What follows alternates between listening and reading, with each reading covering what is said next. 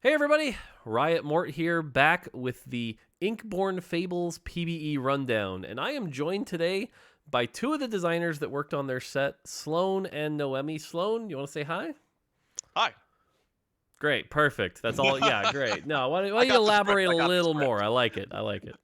Sure. I'm Sloan. I'm one of the set designers on Inkborn Fables. I spent a lot of my time on the set mechanic we'll be going over, and on one of the things that's coming up right after this introduction. Sweet. And Noemi, why don't you say hi? Hi, I'm Noemi. I'm the other gameplay designer. I worked on a lot of our five costs, a couple traits here and there, and whatever else Sloan made me do. For clarity, we have a third set designer, our set lead. It's not just the two of us because there was a lot of gaps there. Linda did a lot of work here, so I don't want to leave Linda out. True. I mean, a lot of the team did a lot of work, artists, engineers, Yes. etc. But we have the three of us here today to talk about what is going to be on PBE. The point of this video is to get you ready for PBE, which should go live later today. But yeah, so this will talk about some of the changes you can expect if you were a set 10 player. You're like, what's different? What changed? What's new? So let's dive right in and jump right away with one cost. And right away with the one cost, we have to start with a brand new champion, brand new to Runeterra, brand new to TFT. Sloan, tell us about Kobuko. So this is Kobuko. Kobuko is our one-cost Fortune Yordle tank. Um, we ran into this thing where we really needed a Yordle tank, and we didn't want to print Poppy again.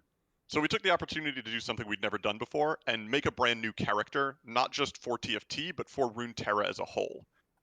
So he's a Bandle City Yordle. He's traveled the world a lot, and he found out that a lot of it's kind of harsh and a lot of it's kind of unfair, and he had kind of trouble dealing with that and sought understanding in Ionia.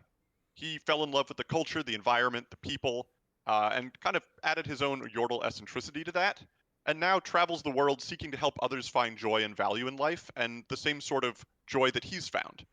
So he's a big, friendly Yordle. He likes martial arts. He likes to do whatever you want to do, even if he's bad at it. And in this set, he dances, and when he dances, he heals himself, and after he's healed himself, he channels energy into his magical paws and delivers a big old smack to whoever he's up against, and that damage is going to scale with his health. And he's got a unique passive where every time you earn interest, he gains permanent health based on the interest you've earned. So Yep. we've seen some really tanky Kobukos. Yeah, if you were a fan of Cho'Gath and Runeterra Reforged, Kobuko is a lot like that. Gives you that passive health. If you can 3-star him early, that health scales even more. So he can be a pretty cool tank. So pretty cool to make a brand new champion, brand new Yordle. And I'm just happy that Poppy won't have to be the one cost tank every freaking time we want to use some Yordles. Yeah, it's So. Cho'Gath but cuter. And also, really big shout out to everyone on the team who helped with him. This was a fantastic project. Our concept artist KK knocked it out of the park. Vincent delivered an amazing splash art. Everyone involved with the animation, the sound design. It was just a joy to work on. Yeah, so check him out. Cool. As far as the other one costs go, and on the slide I've got them organized so that you can see the tanks first. There's a lot of one cost tanks here: Cho'Gath, Garen, Jax, Kobuko, Malphite, Rek'Sai, Yasuo. Not going to go over every ability here, but that gives you some tanks to work with. And then you've got Ahri, Caitlyn, Darius, Kha'Zix, Kog'Maw, and Sivir. Noemi, any particular favorites here? Yeah, I like Yasuo particularly because he's a little bit he's an interesting type of tank. Yeah. This time Yeah. around, we are trying a duelist tank who should do really well with attack speed. He gain what is it? His attacks while he's shielded deal bonus magic damage, which I actually got to play around with. It's kind of been a lot of fun to just see how many shields I can stack on him. And then his active, of course, gives him a shield for 5 seconds and deals a bunch of magic damage to his current target. Nice. And then his well, I guess we'll go over his trait in a bit. I don't want to spoil that ahead of time, but his trait works pretty well with him as well. Yasuo's an interesting tank, but hopefully gives you something to start off with pretty quick. If you're looking for things to really survive the early game, if you're looking for those secrets, Caitlyn's always really good. She's back with that one-cost snipe. She'll be able to take out targets pretty quick. If you're looking to get a few kills, even if you're lost streaking, Caitlyn's really, really good. Darius is interesting. He's an attack speed carry. It's kind of weird that Yasuo is the tank and Darius is the carry, but get used to it. Yasuo does some pretty cool stuff there. Kog'Maw, melee carry, Sivir, good backline support AD, and then Kog'Maw, kind of an AP caster range. So a lot of cool stuff here in the 1 cost. So yeah. All right, let's move on to 2 costs. 2 cost, same thing. Not as many tanks here. Aatrox, Neeko, Shen, and Yorick are all going to be tanks. Aatrox and Neeko especially valuable because they have 3 traits. So expect to see a lot of them. Expect to see those units pretty contested. And then on the damage side, you've got Nard, Janna, Kindred, Lux, Kiana, Riven, Senna, Teemo, and Zyra. All interesting and powerful in their own ways. Sloan, any favorites jump out to you here? Yeah, I'm going to call out Kindred. Kindred's just a really great early game carry with the connections in Fated, Dryad, and Reaper. Really easy to get trait activations. You'll see, and when we get into traits later, there's a great Reaper pairing with Kha'Zix. This is just a really good power unit early. Solid item holder for some late game casters, and also just a lot of fun to watch. It's a really clean spell. She darts around the battlefield. Just a really exciting early unit. Yeah, it feels very much like the old Fates Kindred, except 2 costs now, but still works pretty similarly, so pretty fun. And a solid reroll carry. Yep, agree. I think Janna's going to be another powerful one, simply because of the traits, which we'll talk about later, but those are traits that scale really well to the end game. Invoker and Dragon Lord both doing good stuff. Teemo's been another one, AP carry with that high dot damage. In early game, the fights last a while, and Teemo can do a lot of damage, so make sure you check him out. But yeah, that's kind of it for the 2 costs. Again, not going over every champ. Give them a try, though. There's lots going on here. All right, 3 costs. 3 costs, we have another new 2 new TFT champions in 1 set. It's pretty wild. Noemi, you want to talk about Alune? No, I'm just kidding. Alune? Oh my god. We're going to be hearing that for weeks now. Thanks. It's like Ken opening the doors the other day. I know. Yeah, so Alune. Alune is, for those of you who don't know, Alune is Aphelios' sister. She was unfortunately, she's unfortunately stuck in what is essentially like the Lunari spirit world. And she is the one who empowers Aphelios, gives him all his guns and empowers his abilities. She's really, really strong. But unfortunately, we don't get to see her until now. So we decided to bring Alune in as one of our 3 costs. She's Umbral Invoker. So she is a spell casting. I mean, she hits hard. She hits really hard. So she'll attack a enemy row and buff her current row, splitting all the damage across. But what's fun about her is if you get lucky enough and hit a row that only has 1 target, they get obliterated by the power of the moon. And it's a lot of fun. I love her. She's gorgeous. Yep. I've seen some people compare it to the Quinn spell, and I think that's pretty fair. But it's AP, so that spell hits a lot harder. It kind of naturally synergizes as well with Umbral, which has an execute, which we'll talk about later. But she's very powerful. Day 1 of PBE, I honestly expect her to be very strong. So if you're looking to get free wins day 1 PBE, give her a try. I think we may have over budgeted this kid a little bit, so we'll see how it She's goes. a new character. She deserves at least 1 day of being able to literally hit people with the moon. True. We'll see how long before she gets hit with the nerf bat, but we'll see.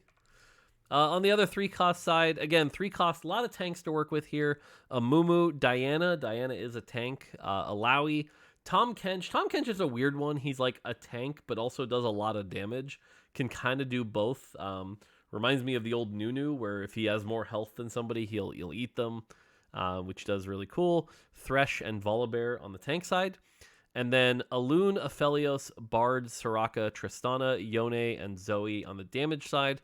Aphelios really good, applies some of that Sunder. Bard, actually an interesting champion, can use AD or AP, so his itemization is pretty unique. Any others that stand out that I didn't talk about, Sloan? So I'm a big fan of Tristana, both as a character and in this set, and also apparently just I like the dashing units today. So Tristana is a ranged duelist. Her spell is she leaps towards the furthest, lowest health enemy within her range, deals damage in an AoE around them, then jumps to a safe position and gains a buff. She's a lot of fun to watch. One of the most exciting units, leads to some tense fights. I also saw a really great piece of tech with her that I'll spoil here. I apologize if you have to face it. But I saw someone put Edge of Night on Tristana in the front line so that she immediately takes damage, immediately casts her spell, hops into the backline, right onto the enemy's backline carry. They did double IE Edge of Night, and it was glorious. Oh, can't wait, can't wait. Good Yeah, luck balancing that, Mark. yeah, thanks. One thing to note, yeah, Tristan is worth talking about because you do not want to build her like a normal AD range carry. Do not build Ginsu's. Do not build Hurricane. She's like an AD caster. So yeah, like IE, Deathblade, all very good. BT's fine if you want to keep her alive a little bit. I like the Edge of Night tech. That's good. But yeah, Yone's cool. Zoe's cool. Yeah, so a lot of 3 costs here. Definitely check them out. All right, 4 costs. This is where you're gonna get a lot of your end game carries, and I think there's some really good stuff here. Annie's a tank this time, so definitely don't get confused. Annie's a tank. I think her spell is she like transforms into Tibbers. Is that right? She hops She, onto Tibbers' shoulders. She hops onto him. Yeah. All right, all They're right. fighting together. Nice. Galio is a tank. Nautilus is your big AoE CC tank. Expect to see a lot of Nautilus. He's been the one that, like, if you're looking for that 4-cost AoE CC, Nautilus is very good. His traits make him very easy to slot in. And then Ornn. Sloan, you want to talk about Ornn a little bit? Yeah, so I'm a big fan of Ornn. Ornn gives himself a shield and deals some AoE damage as he hammers on his anvil. And when he's done, he will toss an item to a nearby ally. So he's actually, the more items you put on him, the longer you can stall. You can create a lot of items with him. He'll prioritize his closest allies and tries to toss them something that they'll use. So pretty good if you can get 2 or 3 casts out of him. Yeah, they're temporary items, so they're not permanent like he was when he was a 5-cost. But thank you for that clarification. Yeah, but definitely can swing things. Important. So, item printing 4 cost. Yeah, right. On the DPS side, Ashe is a pretty traditional range carry, loves Ginsu. Kaisa does some big bursts. Kayn, AD with a lot of crit with that Reaper trait. Duelist, kind of your Titan's Resolve AD fighter. Lilia, Kent's favorite, AP range backline. Morgana, also AP range backline, but you can get creative. Applies a good CC slow. Silas is a pretty interesting one. An AP carry. He's not a tank. Reminds me a lot of the Riven from back in the days where you would want to go like blue buff, death cap, things like that. But you almost also want that damage, so Crown Guard's really good. And then Syndra, the butterflies. Casts a lot, more and more butterflies. Syndra's that ramping champion, almost like the old Galaxies version, but cranked to 11. So, Noemi, any favorites here that I kind of covered them all quickly, but any favorites of yours? Out of the 4 costs, I really like Ashe. Yeah. I'm really biased. As people will figure out, I don't play for the mechanics. I play for what's pretty.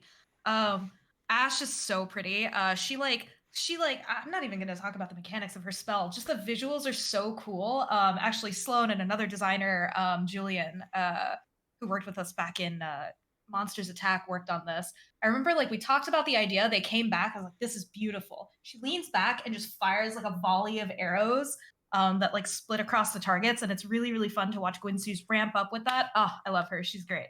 Yeah, I think Ashe is going to be very popular. Again, having that Ginsu's carry in the late game is always a popular choice, and Ashe is about as standard as they get, so cool. And then we have the 5 costs. So a lot to cover here. 5 costs we'll spend a little more time on here. First off is Azir. Azir, his spell shoots a laser, pretty standard AP carry. The interesting part is that when he casts that laser, it also summons a soldier that can, essentially it's very similar to a target dummy. It doesn't attack or anything, but the fact that it provides that extra tank, he can buy a lot of time. And if you're running a 4 or 6 invoker comp, he can cast quite a few times, providing even more front lines. So he can make some endgame boards get out of control pretty quick. Hui casts a big AoE CC that also heals allies in it. But the big thing about Hui is Artist. And Artist gives you a hex in the middle of your bench, and every turn he'll paint. And if that number gets equal to the cost of the character in the slot, so let's say 3 turns, he'll paint a copy of a 3 cost. So you can use Hui to try to 3-star 3 cost, or if you want to get really greedy, 2-star 5 cost. Early Huis are very powerful, so you get a lot of turns to paint, which is really cool. Sloan, you want to talk about Aurelia? Yeah, so Aurelia is not a melee unit this time around. Yep. Aurelia is a ranged backline auto attacker. She basically is using her blade dance ability and sending the blades whipping across the battlefield in a line as her basic attack. So you'll see her hit 4 or 5 units every time she attacks. after she's hit, I believe it's 10, she pulls the blades back to her and sends out a big swarm of blades that deal massive damage to the 3 lowest health enemies, and all of her auto attack damage sunders. So she's a great late game carry, No. but if you just need a little bit of utility and you want that sunder, still really good, solid unit to run, great in AD comps, and just absolutely beautiful to watch. Our engineer Anurag did such a fantastic job making this unit fun. Yep. Just a delight. Yeah, good with Ginsu's IE. Third item, you can get a little flexible, but definitely does really well if you can get like 2 duelists in.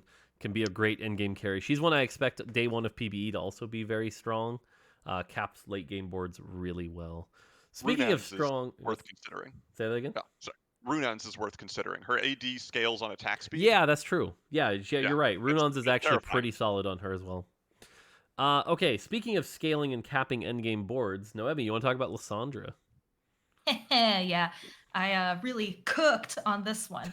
Or brewed, I guess. Sorry. Yeah, I know. I really shouldn't make. I'm not the pun No, person. it's great. I'm It's not great. the It's pun great. person. I love it. I love it. So Lysandra, I had a lot of fun with her. I remember hiding this pitch actually from you, Mort, for the longest time because I thought you were gonna veto it when I was like, hear me out. What if I just take the enemy and put them inside a giant teapot? Because porcelain, you get it? And I was like, oh my God, he's never gonna let me. I should just put it in the game and wait, let him see it, and then it's already in. Which is kind of what happened. But Lysandra essentially puts her target in a teapot and she cooks them for a bit. And if she kills them, she has a chance to print you some items. So she functions pretty similar to Tom Kench, Kiana. Yeah, Tom Kench and Kiana. Thank you. Yep. I was thinking I could not remember Kiana. But yeah, she's a lot of fun to watch. And I'm really biased because I made her. Yep. Now, for notice, if you saw it on the influencer playtest, she has been nerfed since those. That being said, she is still our first ranged item printer. So if you can get a Lysandra 2 early with like a death cap and a gunblade, it might be some of the most insane late game boards you've seen. So keep an eye on Lysandra. Definitely something if you can get her going. Uses that attack speed from porcelain really well to get casting even more. Could displace a single frontline tank. So very powerful utility. All right, Set. Set is kind of a remix of the old Set from Fates as well, with a bit of a twist here. First off, his passive is at the start of combat, he will take the person to his left and the person to his right, his allies, and essentially squat them or lift them. And for every 1,000 HP, so the bigger the allies that he lifts, the more he gains permanent AD. So if you get him early and start doing those squats, you can get, 50%, 100% free AD. And then his spell is still that old same, like grab somebody, pick them up, and slam them into the group. The bigger the target, the bigger the slam. But it scales with AD. So he will self-scale into the late game, which is pretty cool. So really good carry. Does really well with a variety of items as well. So Udyr, this is one that I'm admittedly a little nervous about, but we'll see. But if you liked Scion from set 9, Udyr has Spirit Walker, which is similar. So before Spirit Walker, he has a spell. If I remember correctly, it's like an attack, Ram Slam. That's right, Ram Slam, where he picks somebody up and like slams them into the ground repeatedly, which is pretty cool. He scales with AP, by the way, so good with like Crown Guard, Titans, BT. But when instead of dying, if he were to die, he kind of comes back to life, if you will, goes back to half health, and then switches his spell to, what is it, Noemi? I think Tiger Strikes?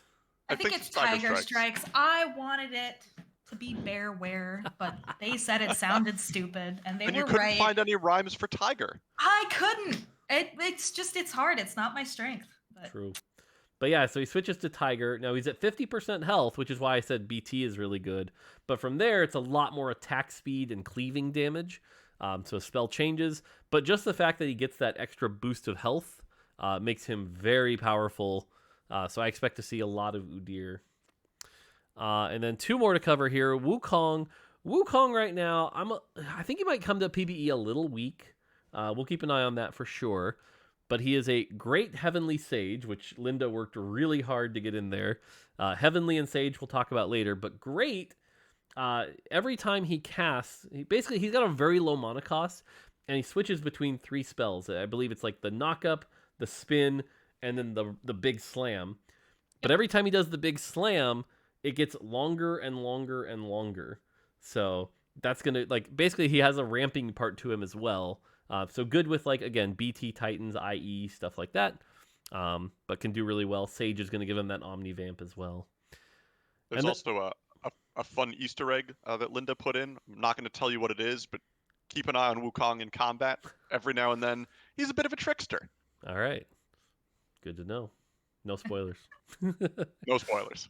All right, then last one, Noemi, I know you wanted to talk about this one. Xayah and Rakan, 2 champions on the same card. What's going on here? Yes, my favorite 2 units, and probably the hardest unit I've ever had to work on TFT as a whole.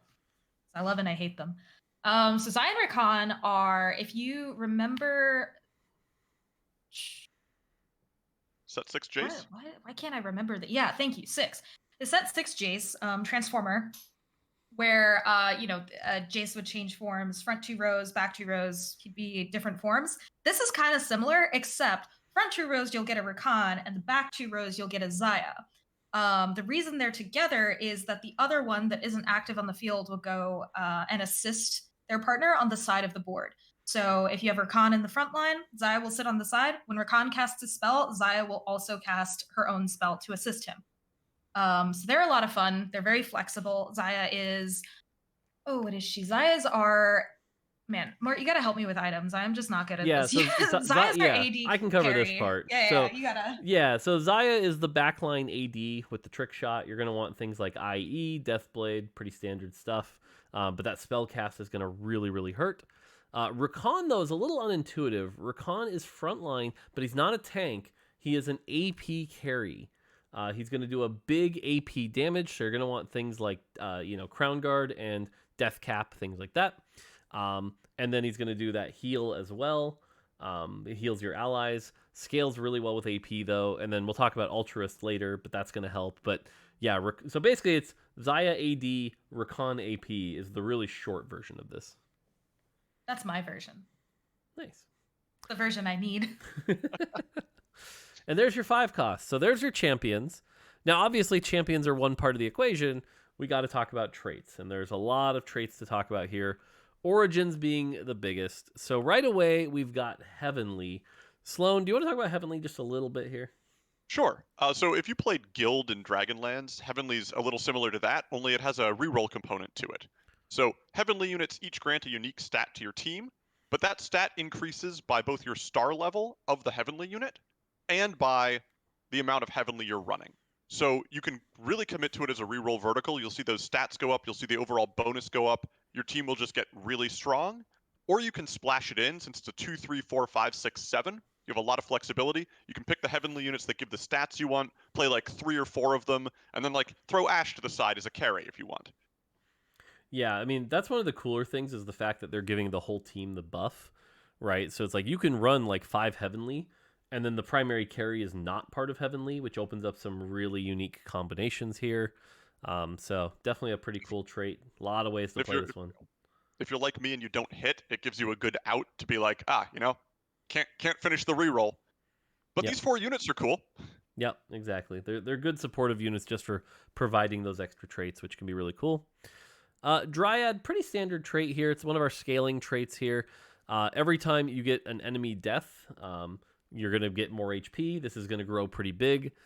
Late game, this can be upwards of, 90, 100 stacks. You can get some pretty big stacks here. So it's got a lot of health in the late game. It is mostly a health trait, but again, for people like Azir that want that health to buy time to get lots of casts, seems pretty good. Kindred can do some good damage with it as well, but it's very easy to get 2 Dryad in early, something like Kindred and Rek'Sai with Bruiser, get that stacking, and then late game play around like Ornn and Azir. So, yeah. And then finally Faded, with my favorite line from the dev drop here. Noemi, tell us about Faded. Yeah, there it is. There it is. Yeah, go ahead. Oh, did you want me to talk about it? Yeah, I can do this one. I feel like you can talk about it. I said my piece. So the way Faded works is no matter how many Faded you have, 3, 5, 7, 10, there's going to be a Faded pair. The Faded pair is important. So let's say, for example, you're running Ahri, Yasuo, and Kindred. You get to pick. Maybe you pick Ahri and Kindred. Immediately, Ari and Kindred are going to gain 20% more HP. So the Fated just get more health. Great. And then also that bonus that you've chosen, you've essentially got to build your own trait, is given out. So at 3-piece, Ari and Kindred would get 25 AP and 20% attack speed. Cool. At 5-piece, that would mean Ari, because you chose Ari and Kindred, all the Fated champions would get 37.5 AP and 30% attack speed. And so, like I said, you get to pick what you want the trait to be based on who your Fated is. At 7, that goes up to 250. And at 10, if you can somehow hit this, it's one of our prismatic traits. What's going to happen is you'll just get every stat times 3. So prismatic gets a little out of control. But again, I love this trait because you can build it how you want. I think it's going to be a very powerful 3-piece a lot of the time. A really easy one to build is you go Ari plus Syndra. That's going to give you 2 Arcanist. And then you run like a frontline Thresh or a frontline Set. You compare the Set and the Syndra. And so now you're going to get 15% Omnivamp, 12% more damage for those two, and they can do really well. But yeah, there's a bunch of cool ways you can play this one. Cool. Moving on. Fortune. Fortune's back, but a little different. For those of you that were like, man, I want to set without lost streaking. Sorry. But lost streaking's back. You play Fortune. 3-piece is pretty standard. You're going to be losing. The big difference here, though, is you don't cash out on win. Winning is actually very bad at any point. Winning is very, very punishing. It kind of works like Heartsteel also. You're not literally counting the lost streaks. You'll gain points, and those do scale with the late game. So, like, if you have Fortune on stage 4, it will be more valuable than Fortune on stage 2. But basically, you're trying to lose and lose and lose and lose and lose. At the beginning, there's going to be a dice roll, and that's how many turns you have to lose before you can cash out. So let's say you rolled a 6, and then you went lose, lose, lose, lose, lose. Great. Now you're at, like, I think 15, 18 points. But then if you win, that's going to drop all the way down to, like, 7. It's very punishing. Do not win. But if you lose, and you went 6, great. Now you'll have a moment where you can take your 6 loss cash out, which is, like 15 gold worth of stuff, 20 gold maybe. Or you can push your luck. When you hit push your luck, the dice will roll again. And, if you roll a 1, cool, you only have to lose 1 more turn before you can choose again. If you roll a 6, you've got to lose 6 more times. So it's a little out of your control. Should make it a little harder to play at high elo. But if you're willing to take that risk and you like those big cash outs, it's still there. If you're willing to go 5 Fortune, you actually get Metabolic. You start healing 2 per turn, which can give you more time to heal. Generally, we expect Fortune if you're playing 3 or 5 and you cash out, you're not sticking with Fortune. You're not going to see a lot of Fortune endgame comps. But 7, if you can hit 7, things get crazy. I won't spoil it, but you get lots of stuff. It's pretty standard. So, yeah. Ghostly is another interesting one where after you take some damage, you'll start to heal and apply a ghost to people. Ghost means you take more damage, but people can have more than 1 ghost. And so where this gets really wild is like if you're running 8 Ghostly, you can see an enemy with like 8 ghosts around them. That means they're taking 240% more damage. You will melt people. Ghostly does good stuff. Sloan, you want to talk about Dragon Lord a little bit? Sure. So Dragon Lord is similar to traits we've seen in the past, like Tempest. 8 seconds into combat, an absolutely beautiful dragon attack hits the board. Deals true damage to all enemies, grants allies attack speed for the rest of combat. So great flexible 2 and 3-piece. If you're willing to commit to 4, it'll stun them. If you're willing to commit to 5, the enemy team is going to get nuked and your team's going to be super buffed. So great flexible thing, got a lot of good utility units in it, good frontline shielding units. If you can flex in Dragon Lord, I'd consider doing it, especially if you're up against big healthy comps, say Dryad. Yep. Yeah, this is why I was saying I think Janna and Diana in particular. Janna giving that Invoker, Diana giving that Sage, which we'll talk about later. But I think those are going to be very popular splashes in in-game comps. And then Porcelain. Porcelain, pretty standard comp here. After casting their spell, they start to boil. Love the thematics here. Great job. They gain a little bit of attack speed for 4 seconds and take reduced damage. This is great, by the way, because a Mumu spell lasts about as long as this, so it actually works out perfectly. But you get that DR, you get that attack speed. Pretty cool. Good stuff. Nothing too crazy here. All right, Ink Shadow. Noemi, anything to say about Ink Shadow? I know you didn't work on this directly, but kind of a fun trait. Yeah, mostly just a fan of the thematics. I really, really like that. You know, this is my answer for everything. It's pretty. But there's a lot of I think there's a lot of the similar fun that we've seen with traits like Zon. But here we've actually this is like more of a quality of life thing, where we're showing you the items that you'll get ahead of time. So in the trait description, this is what it'll always look like. You'll always see the tattoos that you will get during that game. So it makes it a lot easier to build around, especially for players like me who like, I put Zon in. I'm like, I don't know what to do now. I have to read. Oh no. Where I can do the reading ahead of time with Ink Shadow. Yep. Yeah, and that's a great thing. Witty worked really hard on this, and so it'll also give you, it's not full random. For example, you can see here Tattoo of Protection, which is an HP item good for tanks. And then at 5-piece, it switches to an offensive item. So you get Tattoo of Bombardment here, which is an attack speed and AD item. And it'll switch each time, but it's not like it's going to give you defensive, defensive, defensive. It'll make sure to distribute those pretty well. And then, like Noemi said, you can see those in advance. And you can see the items here. Generally, the stats they provide should help you understand who to put them on, right? Somebody who wants HP wants Tattoo of Protection or Tattoo of Vitality. Somebody who wants Armor and MR wants Tattoo of Force, etc. They're generally some pretty interesting stuff here, but they do take up an item slot, unlike Zon. These are not, an extra item. But what's cool is they can go on any champion. So 3 Ink Shadow, for example, very good splash. Just get an extra one of these tattoo items. You'll see a lot of that. But if you go 7, you're going to be up 4 items, which is pretty cool. So lots of cool stuff here. Won't go over every item. You can see them on screen here. But generally, they do what they do.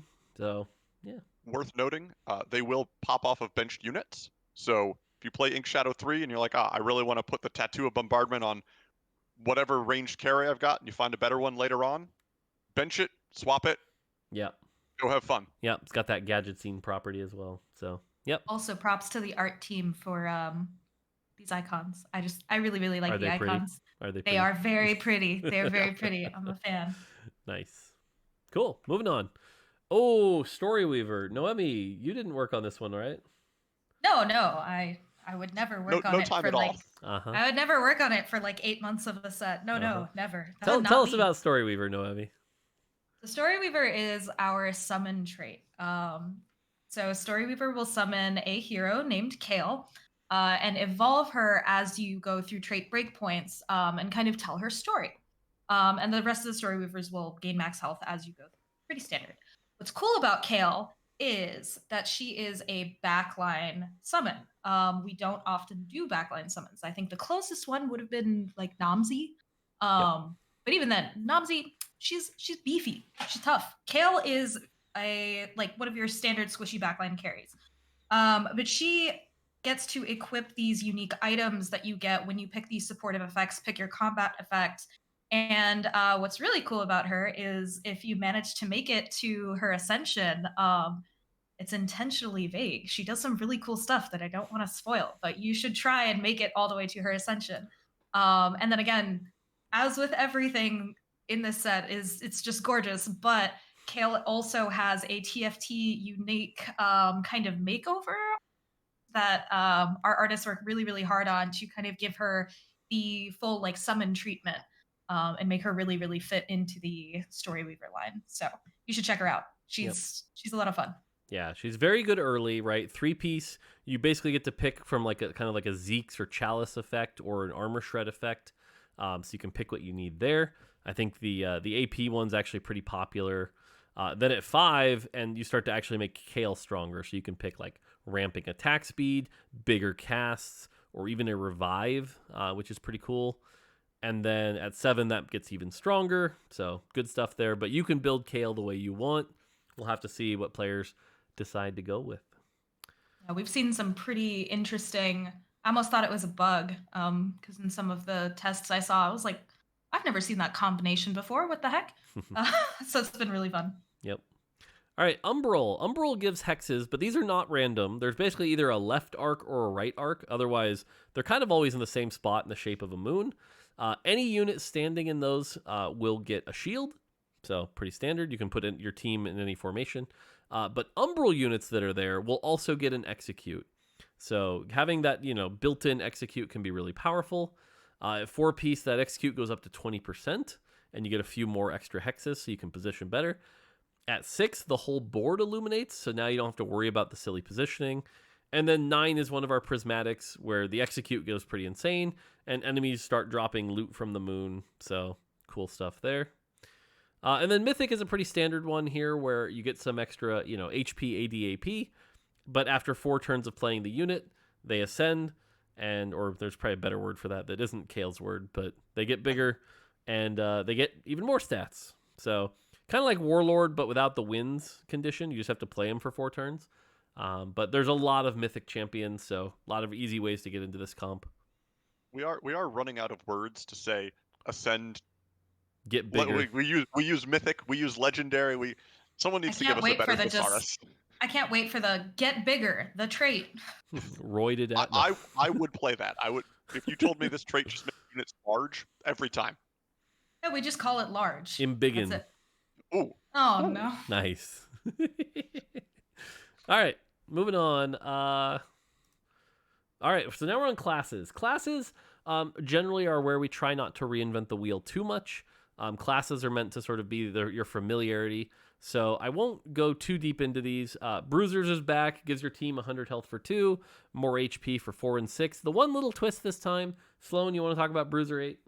Yeah, so if you're like me and you like playing vertical bruisers because, as mentioned, you like playing large units, Bruiser has always had this problem where at the end you just have a ton of health and your units don't have a lot to do with it. So we're trying an experiment. Bruiser 8 now gives your bruisers every 4 seconds. Their next auto attack deals bonus physical damage, scaling on their health. So if you hit that Bruiser emblem or you hit that Bruiser augment and you decide to hard commit to Bruiser, your team won't be quite as tanky, but they'll make up for it by landing some really chunky smacks. Yep. Kobuko Bruiser is just a delight. Yep, good stuff. Sniper is back. One thing to note is if you get a sniper emblem, it's like the old RFC. Melee champions can make good work of that sniper emblem, but you will lose some of that sniper value. A little funny with sniper's focus in the set as well, but yes, they coexist. Enjoy that. Probably going to see a lot of 2 sniper. Probably not going to see a lot of 4 and 6 sniper. Pretty standard for these ranged AD comps. Arcanist is back. Arcanist 2-piece splash for 20 AP. Always good. 4, 6, and 8 become a lot more vertical, more powerful here. Alawi and Nico are the tanks of Arcanist, so if you're looking to play vertical Arcanist, consider them as your tanks. Altruist, this is a new one here, but Altruist, which is, Riven, Soraka, and Rakan, have sort of built-in Gunblade a little bit, where they will heal allies for 15% of the damage they deal if you have at least the 2-piece active. This can be kind of neat with the emblem if you get an extra one. But then in addition, they give the team armor and MR. So again, nice splash for a little extra armor and MR for the team as well. So basically, TLDR is they make your team more survivable and keep them alive. So, cool. Behemoth, pretty standard tank trait. They get a bunch of armor and MR. When they die, they share some of that for a little bit. So, tanks helping other tanks be strong. Duelists are back, Noemi's favorite. They gain attack speed on stacks. The difference now is there's only a 6-piece here. Much like some of our other vertical classes, you'll notice there's not an 8-piece here. We're not trying to bait you into a trait that we don't really think makes sense. Yasuo and Volibear are the tanks. Lee Sin's damage, Aurelia's damage. But if you want to run 6, they'll take 13% less damage. Pretty cool. Invoker is back. 2-piece gives mana regen for all. 4 and 6 is much more about the vertical. Again, Annie, kind of the big tank here. So Annie's going to help out. It's only got 1 tank. So vertical Invoker is a little more challenging, but you can do that. And then Reaper. This is a pretty basic one. It's not an assassin trait or anything like that. It basically gives these Reapers crit. So you don't necessarily need to build IE or Gold Gauntlet. And then applies that extra bleed if you want. So if you go 4 Reaper, these guys are going to get hit hard. I think Reaper Emblem is going to be a pretty powerful emblem. Opens up some pretty cool options with your origins. But yeah, Reapers do damage. Anything to add on this? Reaper Ash is kind of cool. Reaper Ash is pretty cool. You're not I wrong. saw her and I was like, oh God, what have we done? Good things. All right. Great things. Sage is a really good splash, kind of like strategist, where the allies in the front 2 row gain Omnivamp this time, not armor and MR, so it's not quite as flexible as like the old shield, but that Omnivamp can do some really cool things. This applies to all allies, not just the sages. And then back rows are AP. I think 3 and 4 Sage splash late game is very, very good, so definitely check that out. Trick shots are back, ranged AD carries that bounce around. Not necessarily all AD, actually. Teemo's AP, but Bard can be a mix. This makes Kai'Sa's spell do some cool stuff. Pretty neat. And then Warden, another tank trait where they take less damage for the first 10 seconds. They have DR, so giving them armor and MR, very powerful here. Like I said, Nautilus in particular, very strong. You can get set to be pretty tanky with this. I'm a big fan of 6 Warden plus set if you can get to it. Pretty hard to get to it, but if you can, it gets pretty fun. So, cool. And then that is all of our origins and classes, but there's one more that's a bit of a twist here. Pretty interesting. I think, would you call it a class or an origin? I think it's more of an origin, I think you can call it whichever you want. All right. All right. Well, but here's the twist. Every game, it's different. Talk to me about Exalted, Sloan. So Exalted has a pretty simple effect. You gain bonus damage, and that bonus damage is increased based on your level. And after combat, you store 2 XP in a soul core, which you can sell to gain XP. The tricky bit, as Mort said, is the units in it change every game. There's a huge array of options. Every unit with only 2 traits in the game can be exalted at least some of the time. So the challenge here is like, figure out what comp you can make with Exalted that maybe you wouldn't normally be able to play. And we've seen some really wild things in playtests. It's a lot of fun scouting someone's board and going, I have no idea what you're playing. And then seeing that they're playing Exalted and going, oh my god, they absolutely cooked on this comp. I see how this all connects. What a cool endgame board that I will not be able to go play next game, but I'm going to keep my eyes peeled, because if I can play it, I want to. Yep. Now, things worth calling out here is our old nub, our information nub is back. So at any point, you can be able to check what those champions are. You don't have to wait for them to appear in your shop or anything like that. So like here, you can see in this game, it was Sivir, Yasuo, Yorick, Tahm Kench, Kayn, Azir. Each game, it'll either be 5 or 6. It's not necessarily one or the other. And you can see Morgana, the splash changes here.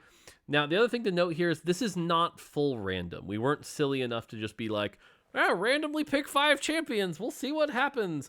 And then, oh, look, 3 Story Weavers are exalted. I wonder what everyone's playing. No. It doesn't work like that. These are pre-set up combinations of champions that we think are interesting to build around and, don't necessarily just go, obviously play this comp when you hit. There's some interesting ones in here. You can see here, this one, the Sivir Yasuo Yorick is a 1-1-2-3-4-5. We've got some that are like 1-1-3-3-5-5. I think the one we play tested today was 1-2-3-4-4-4. My personal favorite is 3-3-3-3-3-3-3. Yep. Sorry, 1 less 3 than that. Yeah, But 6 3s. There's a 6 1s one as well. There's not a 6 5 1s. We weren't silly. But definitely keeps you on your toes. And for full transparency, I think this is like the strongest trait in the game right now. I think it's going to need a nerf. I've been kind of dominating our playtest with it, but we'll see how it goes. But definitely, like, if you want a real challenge, this is the unique trait that will challenge you here. Cool. One thing I want to add is that I just want to add that list is very, very long. There are a lot of combinations. Yeah. You're going to have to play a lot of games before you start to see the same ones again. Yep. Cool. All right, set mechanic time. So if you haven't seen the preview yet, we have a relatively tame mechanic, but has a lot of possibilities here. So I'm going to talk about it very briefly here. And our mechanic is called encounters. And the way encounters work is at various points in the game, you may encounter a champion, and that champion will change things about the game. You can see at the top of the minimap here, or the top of the score HUD, whatever you want to call it here, on 3-4 and 3-6, you see this little icon? That represents that an encounter is coming. So you do have a little bit of notice that it's coming. And on this carousel, a Mumu has showed up. That's your encounter. And a Mumu has changed this carousel to full of 2-star 3 costs. And so on this carousel, everything is 2-star. Changes the game a little bit. Nothing too crazy. Sometimes the encounters are light. Sometimes the encounters are dark. And there are a lot of unique encounters. So, Sloan, as we jump to the next slide, do you want to talk about this a little bit? Sure. So this is our Kindred encounter. Some encounters have permanent effects, some have one-round effects, some have temporary effects. In this one, Kindred will show up and will offer you a temporary item. You'll be given a choice of what item you want. So a lot of encounters will be like, hey, here's 2 to 3 possibilities. Which one are you interested in? Everyone will get the same encounter though, so there'll never be a case where you're like, Mort got a better item than me. And it'll last for 3 rounds. So you get a bit of power injected right away, you get to make some interesting decision making, and then poof, the item is gone. So if it's like, this isn't the best item, or Mort did get a better item, that's okay. In 3 rounds, we'll be back to where we started. Yep. Now, some encounters are pretty light, right? Like, for example, I know Caitlyn is like, gain 4 rerolls this turn. Cool. No big deal. Some encounters are silly. Noemi, tell us about some silly encounters. Yeah, I'm honestly, I think out of the many encounters we have, I think Sivir is my favorite because one of Sivir's encounters is that she just makes everybody speedy. That's it. No mechanical impact, nothing. No, like it asks you to do nothing, but seeing everybody like spin around at Mach speed around the carousel has just been so much fun. And it's also nice to just have a breather from, thinking about a strategy game. It's nice to just chill and have this fun social moment. Yep. I know we have a fishing mini game in there as well. That the more people participate, the more loot everyone gets. Now, before everyone goes like, "Oh my god, APM check," everyone gets the same rewards. It's like you're working as a team to see how many rewards you can get.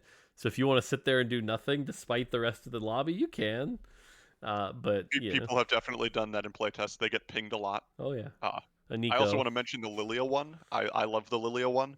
The Lilia one doesn't really add any new inflation to the game, but she does randomize the round that every augment happens at. So you can get some really interesting games. We had one in playtest where everyone got all 3 of their augments during stage 2. Yep. It randomizes the same for everyone, so don't worry, but it does lead to some really interesting game experiences. Yeah, and it follows the same rules, right? So like you can't get golden egg on 2-5 just because it's your 3rd augment. It has to follow the stage rules, but there's a lot of fun. You can have a lot of fun combinations of the game. And then we have some spicy ones. I'm going to jump to the next slide and talk about a few spicy ones here. The first one that people have been talking about is Kayn. Kayn was literally, I think, Sloan's first super spicy one that we all went, okay, let's do this. Why not? But here's the way Kayn works. On 1-1, so you know at the beginning of the game, it is a Kayn game. He tells you, you can see it on screenshot here, at 5-4, I'll be back, and that's going to end the game. And so what happens is at 5-4, wherever you are in the standings, that's your final placement. So if you're in first place, congrats, you win the lobby at 5-4. If you're in 5th, congrats, you're in 5th. So pretty wild. Some of them will actually have some pretty interesting, powerful effects in one turn. Noemi, you want to talk about Wukong? I know you said you like this one. Yeah, Wukong, I think I saw him for the first time like only a couple days ago. And I was just kind of, at first I was like almost a little overwhelmed because there's just so many items popping up. I was like, oh, what do I do? But yeah, Wukong gives you like 6 radiant items and they're only for 1 round. But you just suddenly have 6 radiant items. You're like, oh, the possibilities. But also knowing that everybody else also has 6 radiant items. Yeah, it's I think we had 2 reactions. Mine, which was like, cool, I'm gonna put items and have fun and watch them do things. And then other ones where people are like, I must min-max this. Let me go scout everybody who's placing them where. And I was like, no, that's too much brain power for me. Yep. And you know what? Both people had fun. Yep. And then the other one I want to talk about is Zoe, actually. I believe it's still Zoe. But this is the one that gets rid of all the even levels. So your leveling curve is now level 1, 3, 5, 7, 9. And the XP curve has changed a bit. So it's not quite like you get to skip it. but it definitely goes 9 a lot faster than normal. But again, it's a game that at 1-1, Zoe has removed the even levels, and so that's definitely an interesting game to know that everyone's going to get that late game comp. That was one of the ones I was most surprised worked out enough to be playable and kind of fun. That was definitely one of the ones with pitching that was like, hey, what if we removed half the levels? Yep. So we're going to keep an eye on these on PBE. We have over 90 different encounters for you to check out. Now, normally I would post a list of all of them, but for the PBE cycle, we kind of don't want to ruin the sense of discovery. So for PBE, at least right now, I'm not going to post a full list. Once we ship, I'll probably post a full list, or there's probably lists already out there. But again, we kind of want you to discover them for yourself. We don't want to take all the surprises out of it. But check them out. Let us know which one's your favorite. And the reality is also we have 90, so that, like, let's say there's just 1 or 2 that players just universally despise. We can take them out. I know there's one that's on my crap list. I won't say which one it is. But we'll see how it goes. Worst case, we're down to 85 encounters, but let us know what you think. A lot of cool stuff here. And again, it's a mechanic that doesn't change the game too much, but also changes the game in really fun ways. So cool. All right, from here on out, it's a lot of sort of the back end stuff, surprises. So I'm going to burn through this pretty quick here. Sloan, Noemi, feel free to speak up if there's anything that catches your eye. Portals are back. We've removed some of the portals. Some of them are obvious. Some of them just weren't very popular. And some of them kind of clash with encounters. So Multi-Talented's gone. Showtime's gone. Those obviously were headliner. That makes sense. Training Dummy, Unit Accelerator, boring. Augment Payout, Item Payout, gonna give those a break for now. And then Treasure Armory and Loaded Carousels, those overlap with our encounter space. So those are gone. But we have some new portals made by Kent. So we've got Champion Conference. Every stage gain a champion that fits your team. Some of you might remember that as Yordle Portal, or when we changed its name to the Noxus one no one liked. What was that name? The pit is like the... Mortal... Was it the Flushing Arena. Flushing Arena. Flushing Arena. That's right. When we changed to Flushing Arena, no one liked it. Gold subscription. Kind of an awkward name. Yeah.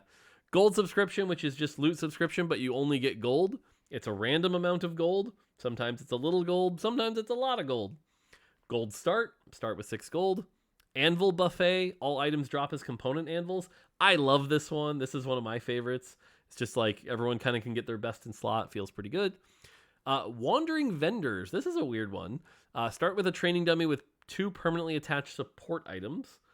And then Lethal Legends. I'm not a fan of this one, but deal +1 damage when winning combat. So you want a faster paced game? Lethal Legends. So you never just want to see Chonk just punch somebody for one extra damage. Do +1 damage. That's not been on my list at all. Yep. It is worth mentioning. You will get portals in most games. But occasionally, when one of those 1-1 encounters happens, It will override the portal choice. You'll get that modification instead of portals. So they're there. You'll see them a lot. But if 1 or 2 games you don't see them, that's because a portal's taken. An encounter has taken. Right. Spot. So like Kane as an example. If it's a Kane game, there's no portal. Yep. Cool. All right, augments. I'm not going to go through every single augment here. They'll stay on the screen. But basically, we removed some. We added some. Some things are back. So 12 new silver augments are here, although this list might be a little out of date. For example, Everything Must Go, I believe, is now gold, not silver, to go with PBE. But there's some fun ones here, like Golden Remover, which gives you a golden item remover, which is essentially an item remover you can use infinitely. That's kind of neat. And then we removed some... Oh, go ahead. Oh, Fine Vintage, delightful augment. Yeah, this one, Fine Vintage is tricky, because you have to leave a full item on your bench for 2 rounds, but then it transforms into a support anvil, so that you can get a support item. So, yeah. And then we're trying to take a break from some of the augments as well. I'm personally very sad about AFK leaving. That was like my favorite silver, and I'm very sad now. But some others, Vampirism, Spoils of War, Indomitable Will, etc. So just taking a break from a few of the augments here, because augments will come and go. There's some that came back as well. Band of Thieves, Triforce, Branching Out, stuff like that. Cool. That's silvers. On the gold side, 15 new ones. Some pretty interesting ones here. Gain a support Thieves Gloves. Dragon Spirit is a fun one. Gain a Dragon's Claw every time it heals 5,000 health. Gain an item component. That's kind of neat. And that works for multiple Dragon Claws. So if you want to do that. Raining Gold. Reinforcement is a really good late game one. Kind of like Stars Are Born, where the first 4 cost you buy just becomes 2-star. So kind of cool if you want to get rid of some of the randomness. Slammin' is going to be a popular one. I believe Slammin's already been nerfed to 2 XP. It was too good, but basically if you slam your items, you get XP. Stand United is back. Wandering Trainer, there's a gold version now, so if you want to play that, that augment's back. And then we got rid of some of the augments as well. Blank Slate, Frequent Flyer, Last Stand is gone. Rich Get Richer, we're taking a break from. Things like that. Anything on this page you guys want to call out? No, I think you covered it pretty well. Okay. Another big thing here, though, is that trait augments are back. With the headliners gone, you're going to see gold augments. There's going to be crests, which always give a connecting 2 cost and the emblem. So those are back. In addition, we've got some trait-specific augments like we did last set. So you can see here, for example, Bruiser has Reverberating Bulk. Bruisers heal 2% of their max health every second. Gain a Kabuko and a Rek'Sai. So there's a bunch of cool trait augments here. And again, the crests now, which should help enable you to get some of those higher breakpoints, make some more combinations, get that Fortune Crest on 2-1. That's going to be my dream every game. Ink Shadow, stuff like that. I like Ink Shadow passing the canvas. Open an armory that gets an extra Ink Shadow item. This one's really cool. Just like, cool, have an extra Ink Shadow item. I love it. Again, not going to cover all of these, but they're on the screen here. You can pause if you want to see them. Any of you guys want to call out before I move on? I love My Heart Will Go On. For the name and the thematic, it's when one of your fated pairs dies, your team gains 100% of the surviving one's bonus for the rest of combat. Then you gain 2 fated units, but just the thematic, the name, fantastic. Nice. Yeah, I was just gonna say our augments team is, these names are just fantastic. The effects are a lot of fun. Just seeing them work on these and seeing the names as they've gone through their iterations has been a lot of fun. Yep. Here's a couple more. Reaper, Sage, Sniper, Story Weaver, etc. And then we do have, I believe it's 5 hero augments. Again, augments are coming in a little hot, so bear with me if this list isn't fully up to date. And the names certainly aren't here. They're not called Kabuko Hero Augment. They actually have names. But some of the hero augments are back around the 1 and 2 cost tanks that open up some unique possibilities. I think the Kabuko one's going to be a lot of fun. The Shen one is also a lot of fun. Where he gains +3 range and his spells do true damage and double, kind of like the old Time Knife. So pretty cool. So definitely some hero augments back, some augments back. So lots of choices here in the augment space. Cool. And then Prismatic. This is where things get spicy. We did lose a few favorites. Cruel Pact, Cursed Crown are gone. Hologram obviously gone, and Talent Search. Those make sense. What the Forge gone. Malala won with it, so we took it out of the game. That's just, clearly Malala was just showing how broke. No, it's taking a break from it. But we get some really fun new ones here. Wandering Trainer is back. Sloan, do you want to talk about your favorite here? Yeah, so my favorite is definitely Call to Chaos. The full text is randomly gain a powerful surprise. Yep. There's a lot of options. We're not going to tell you what they are. If you like embracing chaos, do it. It's worth it. Trust me. Generally it's worth it. There's no trick options. It's not going to screw you over, but you are going to have no agency over what you get. It should surprise you. It should delight you. That's a fun one. Noemi, any favorites jump out to you here? Yeah, I like Tiny But Deadly, and I'm the for fun player. It doesn't even need numbers. If you just tell me all your units are smaller, I'd be like, nice. Yeah. Nice. Every time I take this. Yeah. And I do take it every single time. It's a nice one. It's a nice one too, because Prismatic was missing some combat options. So to just be team gets 33% attack speed, pretty solid. My favorite here is At What Cost. Immediately go to level 6. It's 2-1 only. You don't get to choose your other augments. And the reason I love this one is the way Liv implemented that is so great. I'm not going to spoil it for you, but the first time you pick this augment and then you get to your second augment, you will laugh. I promise. It is hilarious. It's an experience. It is fantastic. Yep. You should take it, if anything, just to experience that at least once. Yep. So some good stuff here. And again, augments are coming in a little hot. If there's one part of the set balance-wise I'm a little nervous about, it is augments. But again, it's PBE. We're keeping an eye on it. We'll be adjusting fairly quickly. And then prismatics, also the crowns are back. So again, if you want an emblem, a full item, and a 2-cost champion, you've got that for most of the traits. There's a few exceptions. Exalted does not have an emblem. Trick Shot does not have an emblem. I believe those are the only two. I think that's it, yeah.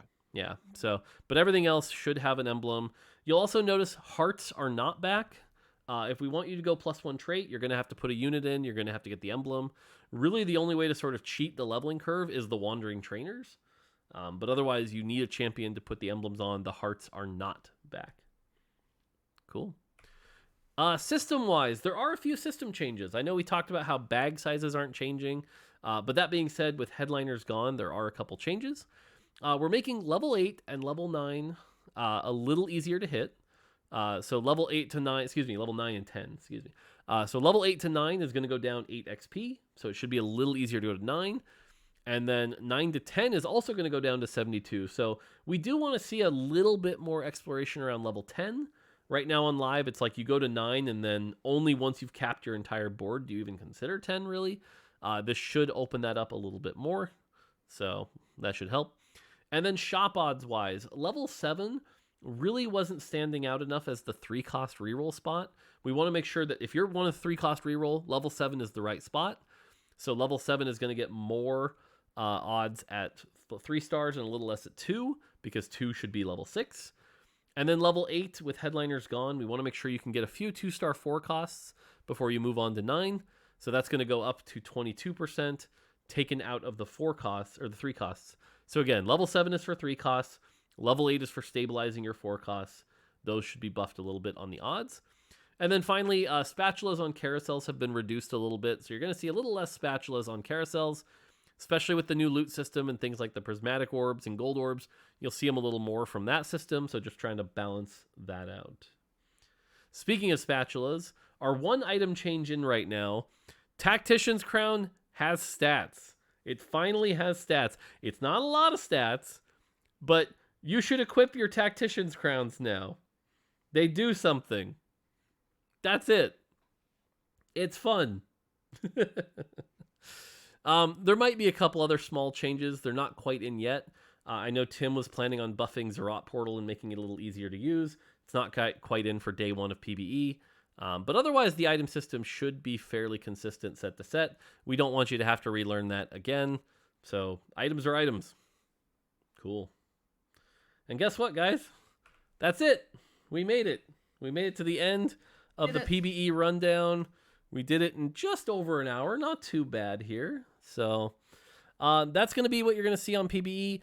Again, the way this works is we go to PBE, you guys play it for a day. If you don't like change, this is not when you want to play. We are going to be changing things like crazy. The first 3 days especially, expect bug fixes, expect balance numbers, things like that. The weekend is probably your first stable time to play. So the first 3 days, if you don't want to risk it, just wait till the weekend. But yeah, there you go. But you only get 1 day of super powerful Elune, so hop on, take advantage of it. I'm not nerfing much until Thursday, so we'll see. Okay, two days. Yeah. All right, so that's basically it. Sloan, any final thoughts on this set? I know you guys have been working. This is our new 3 sets a year model. You guys have been working on this for a while. You finally get to see it to fruition. Anything you want to say? Other than I want to call out our art team again. This is one of the most beautiful sets I think TFT has done. The encounter visuals, the music, everything's amazing. I hope you guys love it as much as we've loved working on it, as much as we've loved seeing it come together. Please let us know. Play the PBE. Enjoy. Yeah, should be pretty sweet. I'm just gonna say the art team looks good. Kent really likes this Lilia picture. How did Kent get away with Lilia being in like every promotional piece? By the way, it's just we tried to not have that happen, and he just kept changing the pitch. We'd write things, he'd somehow find out the link, and he'd just be like, "Add Lilia." He actually snuck his way onto the marketing team. I don't know if you heard. He switched roles. He's no longer helping with live. So I'll never get this. Probably figured that out. I'll never get this for Malzahar. You could do this for Malzahar. In charge of Malzahar. Lilia. You could join marketing, and then you could do this for Malzahar. You could tell us you have to put Malzahar in a set, and we'd have to put Malzahar in a Yeah, set. that's mean. We'd remove him right before ship, but you could tell us. All right, Noemi, any final thoughts? Sloan basically covered it. The team did a lot of work. We are still doing a lot of work to get this out the door for y'all. But the reception thus far has been extremely positive. I am so excited that everybody is so excited to see what we've been working on, and it feels really great that we can finally talk to y'all about it in depth like this. But yeah, send us your bugs. Have fun. Go play with the broken stuff while it's broken. That's part of the fun of PBE. Yeah, I hope you guys enjoy. Sweet. Put a lot into it. Well, I won't say much other than I've got 3 intense days of balancing to do, so we'll see. We'll see how we landed, but let us know, and it'll be fun. PBE. So there you go. On behalf of the entire TFT team, not just the set pod, but the entire TFT team, it's another set, 3 sets a year. Can't wait. Hope you guys enjoy. It's PBE, and we'll see you in 2 weeks for the main launch when we do the full rundown. So, all right. That's going to do it for me. Until next time, take it easy.